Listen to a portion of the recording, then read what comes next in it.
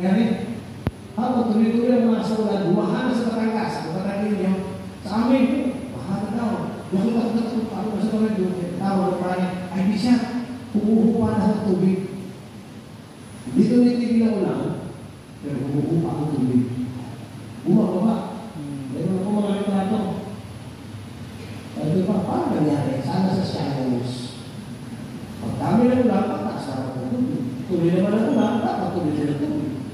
Pero doon sa nakita, bumababa ang tubig.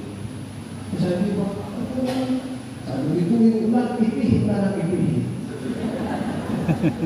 Pero po, whether it's coincidence or not, that's where the faith of the children and the people of faith goes to. Meron silang masantihan. Ang ating bibigyan ng hindi.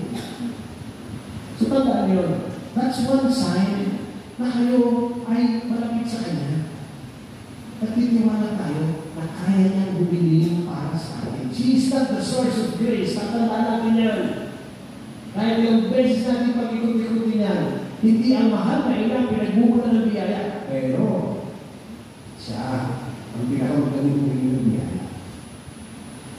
Second, a sign of true devotion to our Blessed Mother. Ano? Sinabi na dito, gawin niyo anumang sabihin niya sa inyo. Ano ibig sabihin?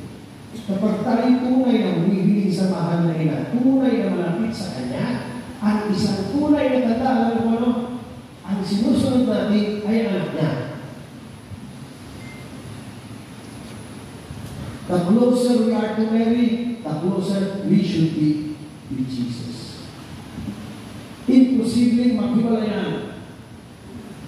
Naalala ko tuloy yung kwento. Ito lang, lalo na hindi totoo. May isa ng batang pari na palagi sa isang pako. Pagdating ng pari,